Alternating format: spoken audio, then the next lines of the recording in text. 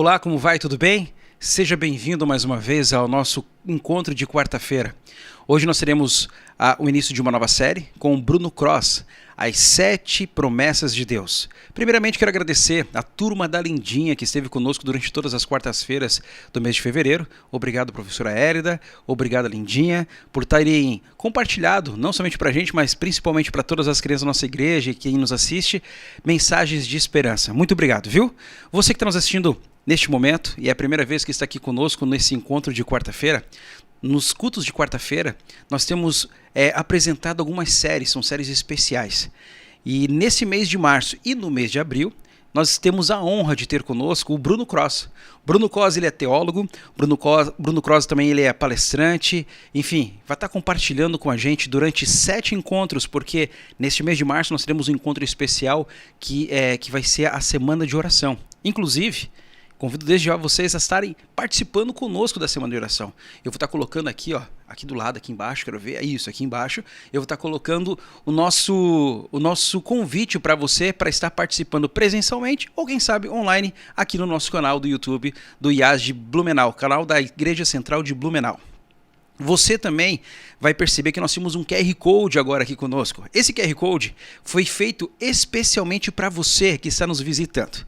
Se você acessar aqui com o seu celular, com o seu smartphone, você vai perceber que vai para um cadastro. Nesse cadastro a gente quer conhecer você. Quem sabe você está precisando de uma oração, de uma visita, de um estudo da Bíblia, nós estaremos oferecendo gratuitamente tudo isso para você. Além disso, você pode estar pedindo gratuitamente esse presente nosso para você, que é o Grande Conflito aqui, ó. É um best-seller, é um livro, a gente vai estar enviando para você gratuitamente. Quer saber como receber? Só chamar a gente aqui no chat, ou quem sabe lá no nosso Instagram, @iasdebnu, e a gente vai estar enviando gratuitamente para você, para um familiar, enfim, é um presente nosso para você. Tá certo? Neste momento, convido você a curvar sua fronte, vamos orar para que, em seguida, o Bruno Cross possa apresentar a primeira mensagem dessa série, As 7 Promessas de Deus. Oremos. Querido bom Deus, muito obrigado, ó Pai, mais uma vez pela oportunidade de estarmos aqui preparados, com o coração aberto para ouvir a Tua mensagem. Que o Senhor possa também dirigir a mensagem que o Bruno Cross vai trazer para a gente hoje durante todo o mês de março e abril. Que sejam mensagens inspiradoras, vindo de Ti, ó Pai. Entregamos a nossa vida em Tuas mãos, entregamos a vida da nossa família em Tuas mãos também, entregamos o nosso trabalho em Tuas mãos. São bens te pedimos, em nome de Jesus. Amém. Fique agora com o Bruno Cross e até a próxima. Seja bem-vindo e bem-vinda ao início de uma série muito especial sobre as principais promessas da Bíblia. Nós teremos aqui 7 encontros, que serão 7 bênçãos ou promessas que nós vamos estudar na palavra de Deus. Essas bênçãos, essas promessas, se repetem em toda a Bíblia, mas existe um salmo que apresenta ela ali de uma maneira até ordenada, e é muito interessante. E nós vamos estudar esse salmo a partir de agora. Então, se você tem sua Bíblia física ou até digital, eu peço que você acompanhe comigo, porque o que nós vamos ver aqui é muito bonito. Vem comigo, eu estou com minha Bíblia aqui, ó, e vez ou outra a gente vai voltar para ler, tá bom? Hoje, nós iremos apresentar o início, o start dessa mensagem de 7 caminhadas através desse texto. Mas o que veremos hoje já é muito poderoso e muito bonito. E veremos hoje a primeira das 7 bênçãos. Então vem comigo, pega a tua Bíblia aí e vamos acompanhar, tudo bem? É importante ter a Bíblia na mão. Então eu vou ler aqui o Salmo 128. Salmo 128. Deixa sempre sua Bíblia aberta aí a cada encontro, a cada semana, nessas 7 semanas. Perfeito?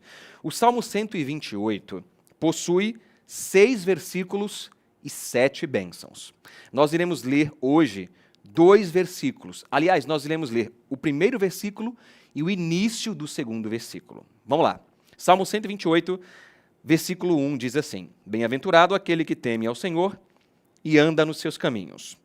E a primeira parte do versículo 2, do trabalho de tuas mãos comerás. Essa é a primeira bênção que nós vamos estudar nessas 7. Mas presta atenção numa coisa aqui. Nota comigo uma coisa muito interessante. Se você pegar o Salmo 128 e olhar bem acima do número 128, você verá que estará escrito ali, provavelmente na sua Bíblia, Cântico de Romagem ou de Romaria. O que é que isso significa? Na época dos israelitas do Antigo Testamento, eles não tinham igrejas como nós temos em cada bairro, em cada cidade. Eles não tinham isso. O que havia era um templo em Jerusalém. As sinagogas só foram surgir depois da invasão de Babilônia. Então, quem morava em Jerusalém tinha um grande privilégio.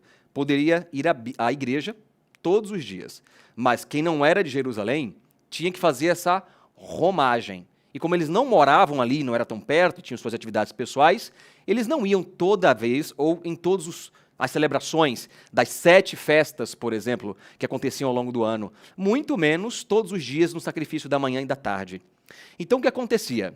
Normalmente, os israelitas, eles faziam essa romagem 3 vezes por ano. Das 7 festas, eles escolhiam 3 e iam. As mais frequentadas eram as festas dos tabernáculos, do Pentecostes e Páscoa. Era que as pessoas mais gostavam de ir. É as que tinham mais audiência, digamos assim. Agora, imagina comigo se você e eu vivêssemos nessa época. Pensa comigo. A gente moraria talvez em Belém ou em Nazaré, Nazaré mais longe, mais ao norte, né? E as pessoas faziam essa romagem, descendo o país, a pé muitas vezes, ou no máximo em um animal. Poderia levar dias para chegar, e eles iam seguindo uma estrada até Jerusalém, só que em algum momento haviam cruzamentos de estrada e iam chegando outras pessoas. E aí, quando havia esse encontro, eles começavam a cantar alguns salmos, que são os salmos de romagem. Pegando a minha Bíblia aqui, ó, o Salmo 128 é de romagem, um cântico de romagem, o 129, o 130, o 131. Haviam alguns cânticos que eles cantavam durante essa peregrinação, durante essa caminhada até Jerusalém. E aí, imagina a cena, né?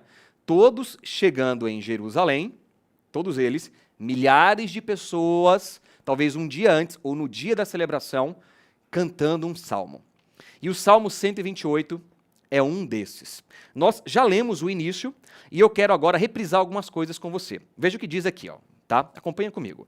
Aqui diz que bem-aventurado uma pessoa, um homem, entenda homem como humanidade, a pessoa que anda nos caminhos de Deus e que teme a Deus.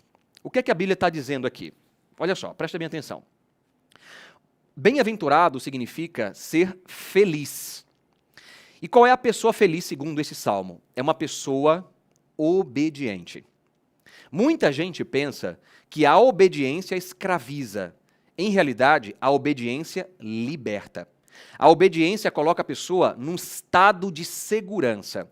E a pessoa que segue os caminhos de Deus, que teme a Deus, que respeita os seus mandamentos, que anda nos caminhos de Deus, é uma pessoa mais feliz, porque ela não tem os problemas que o pecado normalmente traz como consequência. Embora que, claro, nós buscamos obedecer a Deus e nós pecamos. Claro, nós não somos perfeitos, mas nós buscamos ser pessoas melhores através da obediência. Então nós, por exemplo, não nos envolvemos em vícios. E isso traz muitos benefícios para nós. Então, uma pessoa obediente é mais feliz. Beleza? E aí, o Salmo continua dizendo que essa pessoa que anda com Deus, ela recebe 7 bênçãos. 7 bênçãos. E nós lemos a primeira, e eu vou agora repetir para você, que é o início do versículo 2, que diz assim: do trabalho de tuas mãos comerás. A primeira bênção é uma bênção material. Nem todas são materiais, mas essa primeira é. É sobre o nosso trabalho. Ela fala de carreira e de dinheiro. Porque todos nós precisamos trabalhar. Olha que interessante. Eu fiz uma missão, alguns anos atrás, com um grupo da igreja chamado Vocal Livre, e nós passamos 15 dias num barco dentro da floresta amazônica. Nós dormimos no barco, nós comíamos no barco, nós tomávamos banho com água do rio, dormimos em rede, não havia energia elétrica, muito menos celular. O meu celular, a bateria dele, durou 2 semanas, que a gente só usava como lanterna. Foi uma experiência incrível. E as pessoas que moravam naquelas comunidades ribeirinhas, isto é, na beira do rio, também não tinham acesso à tecnologia que nós temos. Eram pessoas muito simples, muito queridas, e uma coisa muito curiosa acontecia ali. As pessoas viviam do que a floresta fornecia para elas. Elas não plantavam, elas não criavam animais para comer. Elas iam até a floresta e pegavam o que a floresta fornecia em cada época do ano, ou seja, na mata, ou seja, no rio. Era o que eles tinham. Então, são pessoas que trabalhavam, obviamente, mas em geral, para conseguir sua comida e voltar para casa. Levava 2 horas por dia, talvez um pouquinho mais em alguns dias. Então, é uma maneira de subsistência muito rara. Pouquíssimas pessoas no mundo têm isso. Só que nós vivemos do nosso trabalho, das nossas 8 horas de trabalho diárias, às vezes mais, dependendo do trânsito, dependendo das condições que você vive, e às vezes, dependendo do que você faz, não trabalha só 8 horas, trabalha muito mais. E o que esse salmo diz é que o seu e o meu trabalho são importantes para Deus. Nós temos que ter essa visão muito clara na mente, porque como nós buscamos o céu, como nós buscamos a eternidade, a vida eterna, e viver aqui um pedacinho do céu, há uma tendência de nós negligenciarmos essa parte tão importante da vida, que é o trabalho. Quando o ser humano pecou, Deus expulsou o ser humano do jardim do Éden. E quando acontece isso, Deus informa para eles como seria o trabalho. Seria diferente de como era o trabalho dentro do jardim do Éden. Bem, vamos comparar aqui. Dentro do jardim do Éden, Deus deu trabalho para o ser humano. Deus falou, olha, esse jardim é maravilhoso, ele é lindo, mas você pode decorá-lo ainda mais. Ele é seu, faça com ele o que você quiser, apenas cuide e não toque naquela árvore ali, nem coma do fruto dela. Então Deus deu trabalho para Adão e Eva antes do pecado. Só que depois do pecado, Deus deu novas atividades para eles, apenas informando, está lá em Gênesis, capítulo 3, que o trabalho teria agora o suor do rosto, vai cansar fisicamente e terá seus espinhos. Então o trabalho, a gente tem que admitir que não é uma coisa simples. Na época que a gente vive, o trabalho nos traz estresse, ansiedade, medo. O trabalho traz alguns reveses devido ao pecado, ao contexto de pecado que nós vivemos. Mas o pecado continua, ou melhor, o trabalho continua sendo um presente de Deus. O trabalho é o que nós fazemos diariamente, não apenas para ter o suficiente para sobreviver, mas é também momentos, ou são momentos, em que nós ocupamos o nosso tempo com algo útil e não deixamos a nossa mente e o nosso corpo desocupados. Sabe, existe um ditado popular que diz que a mente desocupada é a oficina do diabo. Isso não é um texto bíblico, mas é um ditado que tem alguma lógica. Uma pessoa desocupada, como, por exemplo, o rei Davi, que deveria estar indo para a batalha num certo período do seu reinado e não foi. E o texto diz exatamente assim, na época em que os reis iam para a batalha, Davi ficou no palácio. E o que ele faz depois disso? Ele adultera com Batseba, depois ele procura um jeito de matar o seu marido, né, Urias, e ele é morto, mente, o cara destrói a sua vida, porque não foi cumprir o seu trabalho. Percebe que o trabalho é extremamente necessário? Percebe a importância do trabalho para ocupar a nossa mente? Então eu quero falar um pouco sobre isso a você. Presta bem atenção. Eu não sei o que você faz agora na sua vida, se você está num período de estudos, por ser mais jovem, ou se você trabalha e estuda, ou só trabalha. Talvez você tenha seu negócio, ou seja um profissional liberal. Bem, todos nós precisamos trabalhar. Primeiramente, para ocupar o tempo com trabalho útil. A nossa mente e o nosso corpo precisam disso. Por quê? Porque nós fomos criados para trabalhar. Você entende isso? Nós fomos criados para trabalhar. Há dificuldades no trabalho, mas as próprias dificuldades do trabalho nos trazem uma percepção importante de que nós precisamos aprender a perseverar, a termos uma mentalidade mais positiva, a sermos mais motivados, mais disciplinados. O trabalho traz muitas vantagens para a nossa vida. Não estou falando nem de dinheiro, eu estou falando da coisa do dia a dia mesmo. Você acordar no mesmo horário todo dia, você chegar no mesmo horário todo dia, você fazer atividades com excelência, buscar ter mais resultados naquilo que você faz de mim e de você pessoas melhores. O trabalho dignifica o ser humano. Vou repetir aqui para você. O trabalho dignifica o ser humano. Existem pessoas que não valorizam o trabalho. Vão para o trabalho reclamando, vou para a guerra. Ai, meu Deus, não vejo a hora de me aposentar. Ai, eu não aguento mais. Ai, que chegue logo o feriado. Essa não é uma mentalidade bíblica. Sabe por quê? Porque o trabalho foi dado por Deus. Ah, mas ó, a gente até usa uma expressão em português, né? Isso dá muito trabalho, como se fosse uma coisa ruim, como se a palavra trabalho tivesse por cima ou dentro dela algo ruim, quando na verdade o trabalho é bom.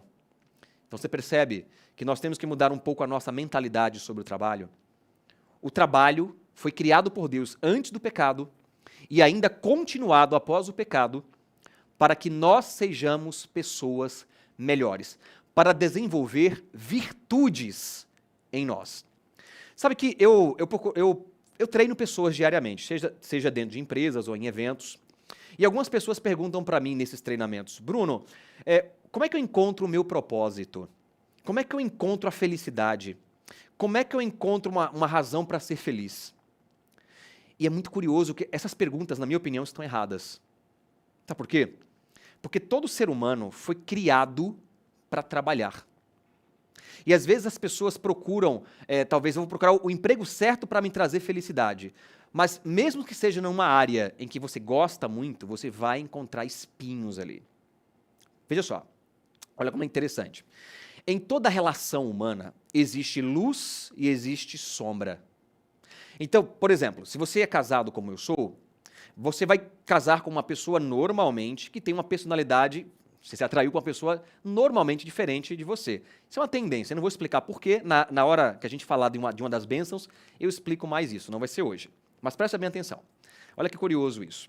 Nós, ao nos casarmos, nós vamos casar com uma pessoa que tem uma personalidade. Vamos dar um exemplo para você. Vou dar um exemplo para você. Imagina você estar com uma pessoa que é muito criativa. E quando você sempre está com o seu esposo ou esposa que é muito criativa, essa pessoa que é muito criativa, você normalmente sorri muito, você tem muitas emoções interessantes, você participa de aventuras com essa pessoa. Mas você também percebe que uma pessoa muito criativa tende a ser muito desorganizada. Então veja, qual é a luz da pessoa? Ela é criativa. Ela às vezes é magnética. Mas qual é a sombra?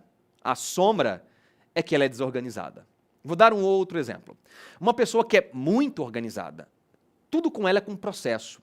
Eu conheci uma pessoa, por exemplo, quando eu trabalhei lá no NASP, um jovem extremamente organizado, morando no nosso internato ali com outros 3 jovens. Os 3 eram jovens como a maioria, né? E um deles era muito desorganizado. Mas esse jovem que fazia, obviamente, né, ele fazia engenharia, ele era muito organizado. E aí, quando eu fui visitá-lo no quarto ali, orar com aqueles jovens, as pessoas, eles começaram a falar e brincar com ele é muito sistemático e tal. E aí abriram o guarda-roupa dele e me mostraram. E no guarda-roupas dele, havia umas camisas organizadinhas, com cores separadas, em degradê. É quase psicótico. Pessoas que são muito organizadas, é muito, claro, isso é muito bonito, né? Brinquei de psicótico, mas isso é muito bonito. Mas pessoas muito organizadas tendem a ser pessoas que têm uma dificuldade de se relacionar com pessoas normais como nós, que não são tão organizadas assim. Ou são pessoas que tendem a ser muito demoradas para tomar uma decisão.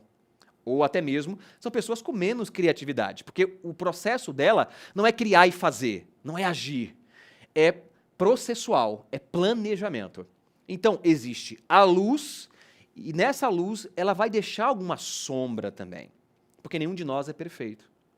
Então, observe, o trabalho vai ter luz e vai ter algumas sombras devido ao pecado. Mas no trabalho existe muito mais luz. O trabalho, além de trazer a ocupação, ele traz também a possibilidade de realizações.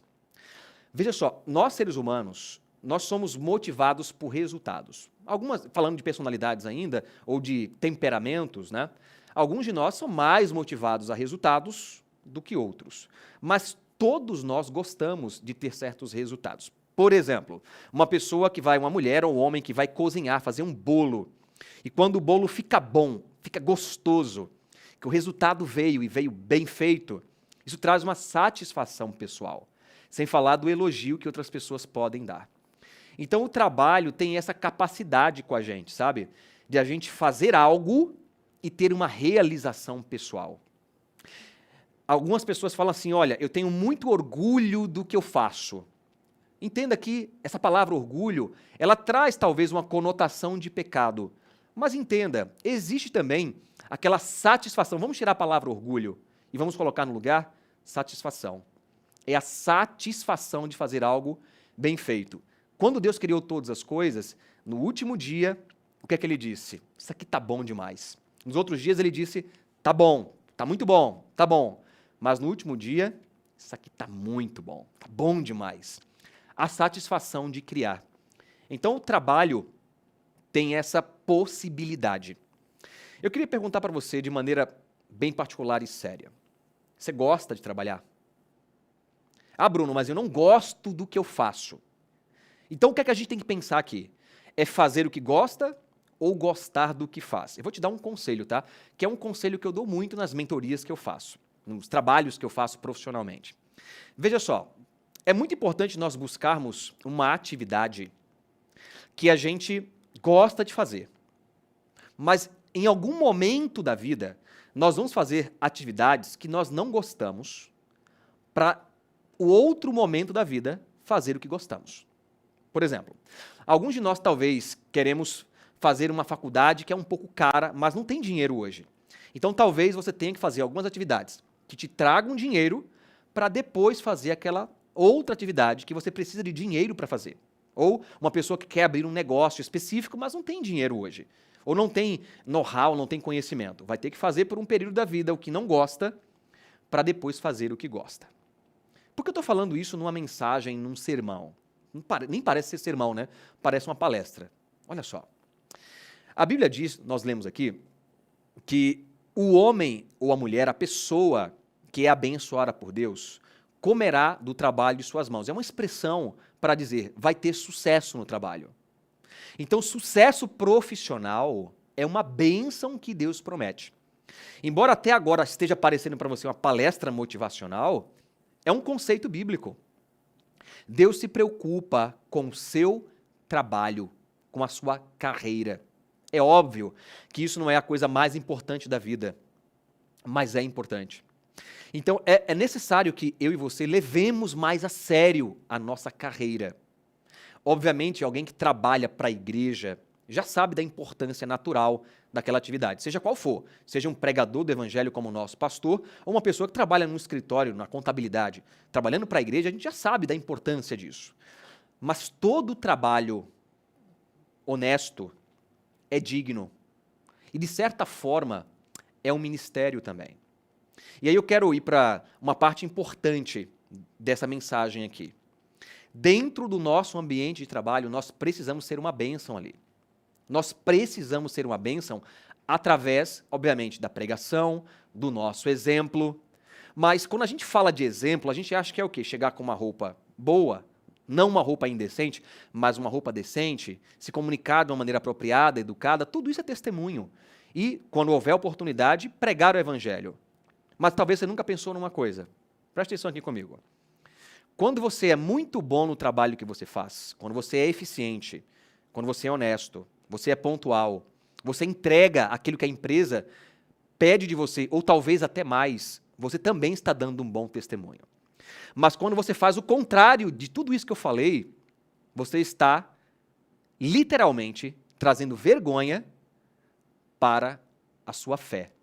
Sabe aquele fulano ali da igreja adventista? Aquele é um irresponsável. Chega atrasado todo dia, se aproveita aqui, eu pago todo mês o salário para aquela pessoa e essa pessoa não entrega nada. Não vejo a hora de mandar embora. Eu só não mandei embora porque eu não encontrei ninguém. Imagina que coisa feia. Então eu espero que eu e você não sejamos assim, tá? Nós precisamos no nosso ambiente de trabalho sermos diferentes, diferenciados.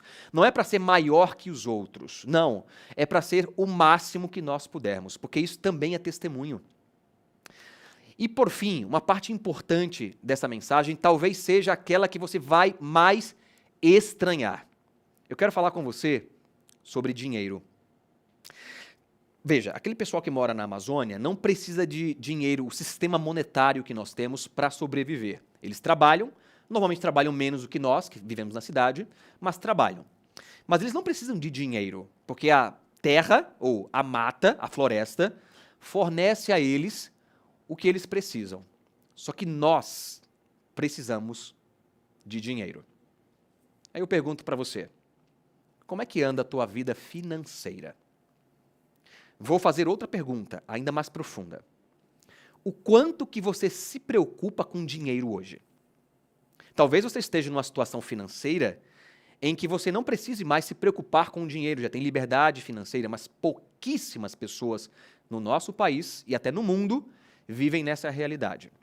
A maioria de nós precisamos trabalhar para ter dinheiro. E muitos de nós precisamos urgentemente trabalhar, senão nem paga as contas. Talvez até com contas atrasadas. Pergunto mais uma vez para você. Aliás, vou fazer uma outra pergunta. O quanto que você tem valorizado a sua vida financeira? Nós temos uma tendência, por sermos cristãos, de não levar a sério o tema do dinheiro. E por que isso acontece? Vem comigo aqui, olha só. Quando você tem o Antigo Testamento, quando você olha para o Antigo Testamento, você vê o povo de Israel cultivando a terra, prosperando a terra, os reis, especialmente Davi e Salomão, trazendo muita prosperidade para a nação. Nós vemos que o povo do Antigo Testamento era muito ligado a prosperar financeiramente, ok? A gente vê isso. E quando a gente vai para o Novo Testamento, a partir da época dos apóstolos, da era cristã, nós não vemos mais tanta ênfase assim. Então, nós somos da era cristã. E temos uma tendência também, obviamente, de não dar tanto valor para o dinheiro como as pessoas ou os seguidores do nosso Deus faziam no Antigo Testamento. Mas eu quero fazer uma reflexão importante com você. Pensa comigo aqui. Olha só. Muitos cristãos, inclusive daqui a pouquinho, né, quando terminar essa jornada aqui de gravações, eu vou me encontrar com 2 cristãos hoje, a gente vai ter uma conversa de negócios, eles são de outra religião, e eu já percebi que eles pensam diferente de mim numa coisa. Eles acreditam que quando Jesus veio à Terra, praticamente aboliu tudo no Antigo Testamento. O que vale agora é o Novo Testamento. Nós, adventistas, nós não pensamos assim. Nós não pensamos que Jesus trouxe um rompimento com o Antigo Testamento. Jesus trouxe uma continuidade. Aliás, a pregação de Jesus não contradiz em nada com o Antigo Testamento. Em absolutamente nada. Ele continua. Jesus não pregou nada diferente de Moisés ou de Elias. Nada. Ele apenas explicou, ampliou e trouxe mais luz. Compreende? Então, nós cremos no conceito de continuidade, não de rompimento com o Antigo Testamento. Por isso, nós guardamos o sábado, por isso temos a dieta do Antigo Testamento, que é a dieta da Bíblia. Nós continuamos, nós não rompemos. Aí eu pergunto para você, eu vou até chegar um pouquinho mais perto de você aqui. Então, por que a gente rompeu com essa mentalidade de ter uma vida próspera financeira? Por que rompemos com isso? Existe um fator histórico. Historicamente, o que acontece? Quando você pega o Novo Testamento, os apóstolos, eram pessoas muito simples. Muitos deles vieram da pesca. E quando a gente vê uma pessoa talvez um pouco mais esperta e bem-sucedida, a gente olha para Judas. Então a gente olha para esse arquétipo, para esse modelo do início do cristianismo, e a gente pensa, vou me afastar do dinheiro e eu quero ser uma pessoa cada vez mais pobre e humilde. É uma tendência. Quando você pega os apóstolos sendo mortos, a igreja cristã perseguida, a história do núcleo, né, de onde nasce o cristianismo, a gente pensa, então o padrão agora é ser pobre. Veja só, ser pobre não é pecado. Ser rico, também não.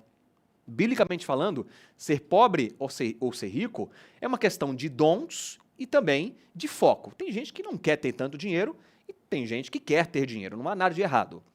Onde é que existe o problema? Quando existe algum exagero em uma desses 2 polos. Quando uma pessoa idolatra a riqueza, e a Bíblia diz que o amor ao dinheiro é a raiz de todos os males. Presta bem atenção. O amor ao dinheiro, não o dinheiro. Porque a Bíblia fala em Ageu, capítulo 2, que Deus falou assim, né? Minha é a prata e meu é o ouro. Deus criou riqueza. Olha que interessante. No céu, nós vamos andar em ruas de ouro, vai ter riqueza no céu. Então, riqueza não é pecado em si, mas existe, obviamente, uma responsabilidade e existe um certo perigo, vamos dizer assim. Porque a pessoa pode idolatrar o dinheiro, ok? Mas o dinheiro em si não é ruim. Como também é possível, olha só, uma pessoa idolatrar a pobreza. Já encontrei muita gente se achando mais santo que o outro porque é pobre. Gente, eu já vi muito isso. Não, graças a Deus que eu não tenho nada aqui na terra, mas quando eu estiver no céu, eu vou morar em ruas de ouro. Não, Deus me livre de ter dinheiro. Dinheiro é sujo. Dinheiro é perigoso. Dinheiro é a raiz de todos os males. Quantas vezes eu já ouvi isso? E aí, quer dizer, nós estamos rompendo com um conceito bíblico pregado muito no Antigo Testamento de que Deus quer que os seus filhos tenham prosperidade. Eu sei que isso pode estar incomodando você, porque existem religiões cristãs que pregam a prosperidade, ou a teologia da prosperidade, só que o problema é que eles pregam de uma maneira mágica. Isto é, prosperidade para eles é um milagre. E esse milagre só acontece quando você entrega dinheiro para a igreja que vai abençoar você, ou os pastores, ou bispos, ou apóstolos, o que seja. Então eles misturam um conceito bíblico com paganismo. Mas não é disso que eu estou falando. Eu estou falando desde o início com você do trabalho das mãos, do suor do rosto.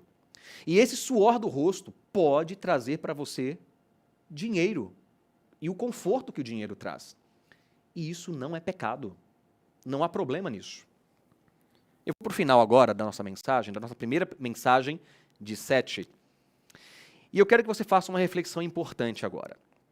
Eu falei sobre trabalho, sobre a importância que ele tem para ocupar a nossa mente, nosso tempo, desenvolver virtudes, mas eu também falei de dinheiro. Talvez você não esperava por isso.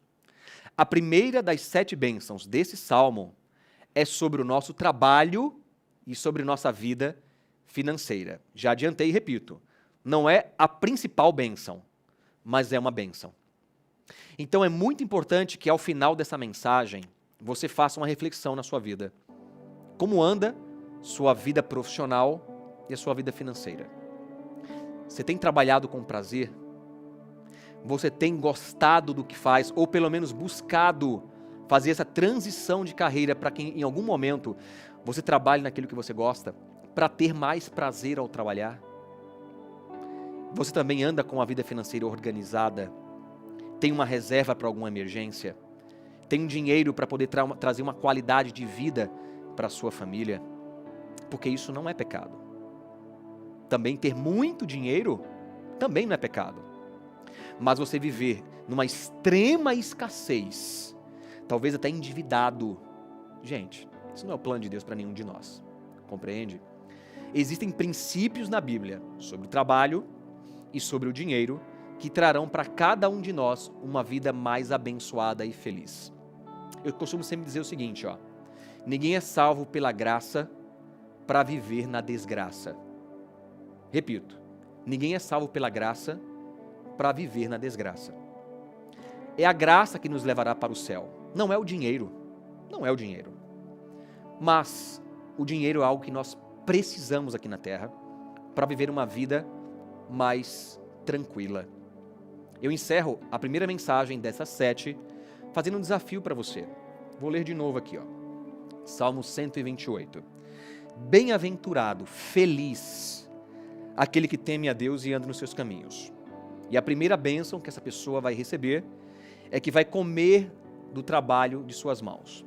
Você pode pensar assim, é só para comer e tá bom, só para pagar boleto e tá bom, se eu pagar minhas contas tá bom. Essa expressão não significa isso. Essa expressão significa o teu trabalho, a tua ocupação, aquilo que você passa mais tempo durante o dia, será abençoado por Deus. Você será feliz ao trabalhar e você terá o sustento e conforto para a sua família. Desafio você a buscar essa bênção. Uma bênção que foi pregada de maneira muito repetida no Antigo Testamento, mas que está presente em todo o conceito bíblico e é uma promessa de Deus para você. Eu espero que você e eu alcancemos essa bênção. Até o próximo encontro, onde iremos ver a segunda bênção. Até lá.